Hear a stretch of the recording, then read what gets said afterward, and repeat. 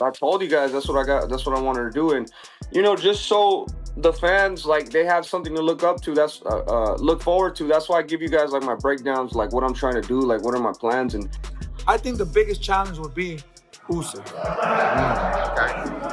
That's something like out of this world. Yeah. Does it make sense? But but that's the only guy that I think that would be fucking crazy. Yeah. Or if there's an opportunity to fight for another belt at Cruiserweight, then that's what we're gonna do. Like I said, I just want to chase greatness and capture more world titles. David Benavidez has called out Oleksandr Usyk in a live interview, saying he only wants tough fights and exciting matchups, aiming to give fans the fantasy battles they truly want to watch. I just want to be that type of fighter that always took the biggest and craziest chances. Looking for the post fight. You know what I mean? It's all good. It's all good. You know what I mean? I'm just very happy with this, bro. I'm happy to continue to challenge myself. The harder the challenge, the harder I push myself. So at the end of the day, this is what I'm here for. I'm not here to take no easy rides and fuck. If you don't put yourself in those challenges and those moments of stress, you never know how good you can be or how great you can become.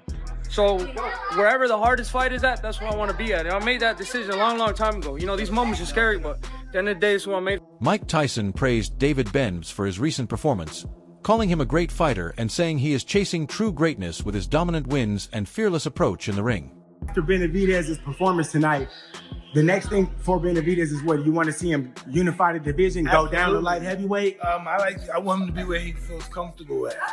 Did you talk to him before the fight? And if you did, what advice did you give him? Yes, he's a great fighter. He knows what to do. I didn't have to give him any advice, but he's great tonight. Dan Conabayo tweeted on X stating any talk of Usyk Benavidez right now is silly. Just because Turkey wants it doesn't mean it has to happen. Benavidez has Beville, Bader BV, and Opaya.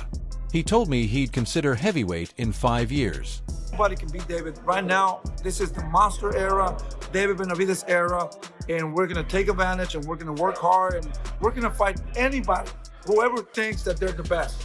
Is that why the biggest challenge might be going up to heavyweight and maybe facing a heavyweight? Yeah, that could be the reason, at the end of the day, he's fucking beating everybody, every division, so might as well go to heavyweight, But that would be great, man. Now that I remember, now that you said that. Jose Benavidez said David Benavidez's toughest fight would be Oleksandr Usyk, calling it an out-of-this-world fantasy matchup. Be another big challenge. That's another topic, because he is the fucking pound-for-pound best. I mean, you spoke about Roy Jones Jr. He went up to heavyweight to find a challenge. Yeah, no, and I think that's what I'm saying. I think he's really young right now. The weight is not there, He's gonna go down to 175. I mean, we're not even there developed at Cruiserweight, So we're gonna be playing in those two divisions, Cruiserweight, whatever. Who wants to fight? Let's go. I was thinking Apetaya, but he's with Sufa now. I don't know what they have with all these organizations, I don't know. Do you think that's making it difficult to make the fights that people want to see now with Azufa coming into play and a lot of people signing well? See, these people, they don't get along with nobody. How are we going to make those fights? They should get along with everybody, bro. I mean, it's another title. Let's get those titles, the super titles too. Let's get all the fucking titles, but they got to get along, There's nothing I can say or do to change everybody's mind, David Morrell warned Benavidez about a fight with Usyk, saying it would be very different and extremely difficult, even laughing at the idea of such a matchup happening anytime soon in boxing reality terms now. Yeah, but it's different. It's different. I mean, remember Benavidez 175 go to the 200 pounds, not the 200 and heavyweight. So it's different. No. I mean, I don't know, maybe it's a good business, but no, I know it's a good business, but that's crazy, you can push money first and your life, so it's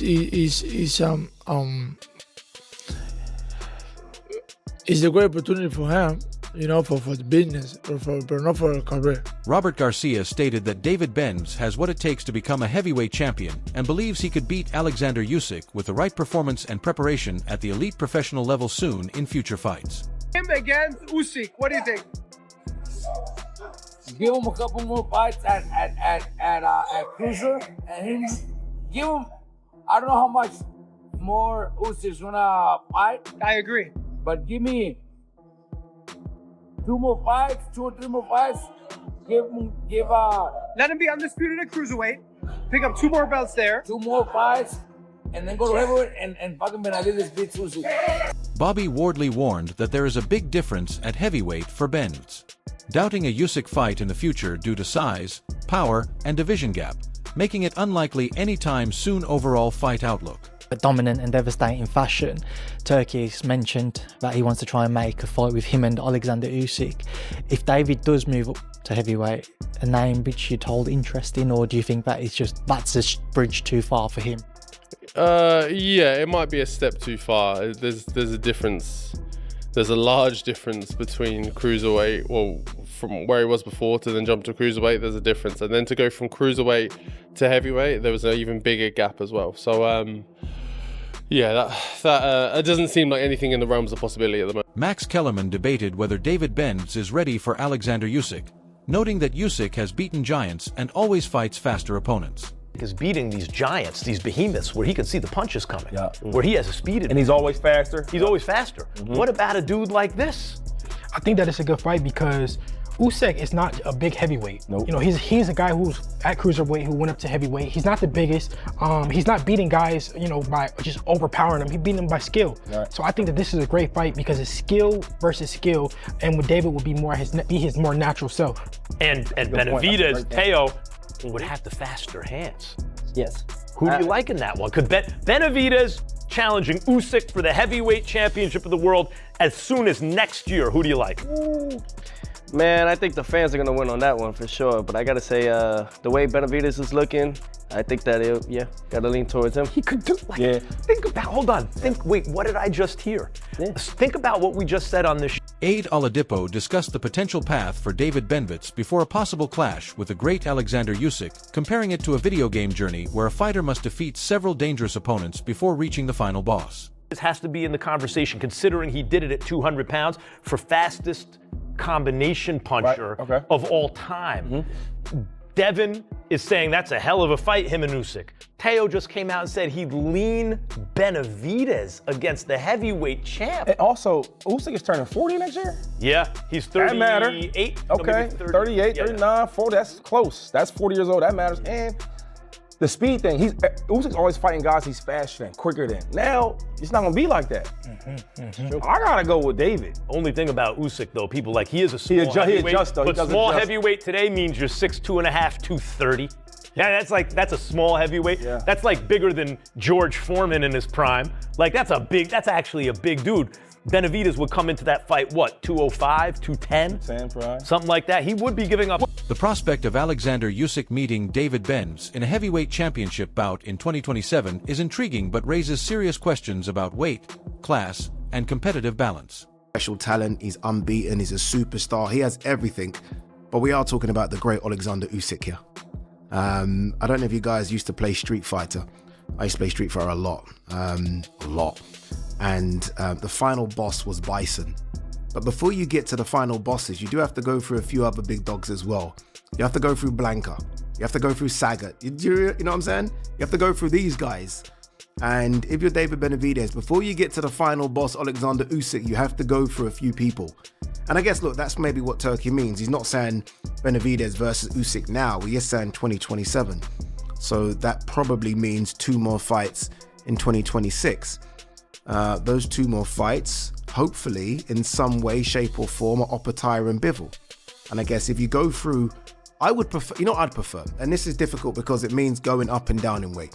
I would prefer next to be Bivol and then Opetaya. David Benz's hand speed and combination punching are undeniable strengths, but at heavyweight, those attributes alone may not suffice. That's a big problem for a lot of these heavyweights. So look, I'm not going to get excited and say he's ready for the great Oleksandr Usyk yet. Oleksandr Usyk is still very, very, very, very good.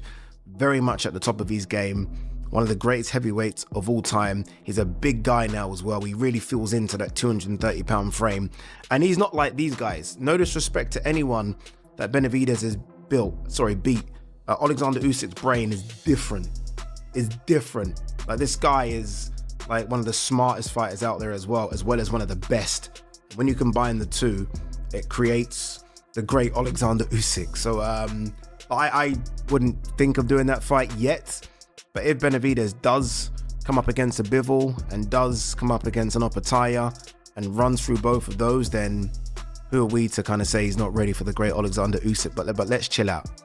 I mean, let's chill out. Even Bivol, even Opetaya above, you know, Yard and Morel and Zerdo. Like, these guys, I think, are much better than those three that I just mentioned. So there is work for him to do, but so far, so good for Benavidez. I mean, we are really talking about a special... A more realistic and compelling fight for David Benavidez would be against Dmitry Bivol at 175 pounds, where both men's styles and skills would produce a high-level contest. Oleksandr Usyk versus David Benavidez for the heavyweight championship in 2027. It goes on to say, Benavidez moved up to Cruiserweight Saturday and won 2 titles with a KO victory over Zerdo Ramirez. Usyk returns on May 23rd against Rico Verhoeven at the Pyramids in Giza. So that is apparently what Turki Usyk is looking to do. Now, it's not the first time we've heard Turki, and actually not the first time we've heard him mention Dave Benavidez with a bit of a head-scratching fight, because Benavidez obviously came up from started at 168 pounds, went to 175, and now is fighting at 200 pounds. But Benavidez has spoken about the fact that he can still do 175 pounds. He was only 196 pounds the weigh and 4 pounds under the weight limit, so that implies that he made it very comfortably. At heavyweight, now look, I've got no doubt that on Saturday night, Benavidez probably entered the ring north of 200 pounds. How much so? Maybe 205, maybe 210, thereabout. The fight between David Benavidez and Ramirez was a fascinating clash of styles that played out dramatically. The reason why I say Turki Benavidez is because Turki Usyk has mentioned Dave Benavidez before over the years and has suggested very bizarre fights for him with very bizarre weight divisions and weight stipulations. For example, it was a couple of years ago, it might have been 2 years ago now, Turki was saying that he'd love to see David Benavidez versus Terence Crawford, who at the time, I don't even think Crawford had beaten, or maybe he had, but it was roughly around about the time where he was fighting at 154 pounds against Israel Madrimov. And he was saying he'd like to see Crawford Benavidez at 160 pounds. Bearing in mind, the Benavidez has never weighed in at 160 pounds. His career super middleweight, and a big super middleweight at that. So it's not the first, and again, like imagine 2 years ago you're saying, I want to see Benavidez versus Crawford at middleweight. Never gonna happen. 2 years later, I want to see Usyk versus Benavidez at heavyweight. It is a bit, it does be a bit strange from Turki at times when he mentions fights he wants to see and, you know, the weight divisions and stuff like that. It's not the first time he's done that with Benavidez.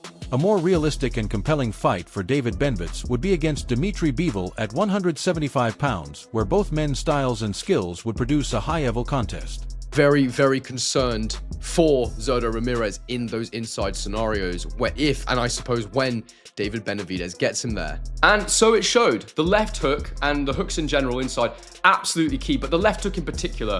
Look at this image of Zerdo Ramirez's eye. Absolutely grotesque and swollen.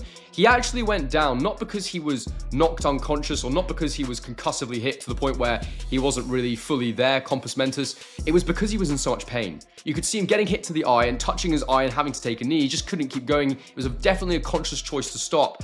I do believe that more than likely there's something broken in there, potentially the orbital bone. The swelling around the eye was absolutely grotesque. He was grimacing in pain.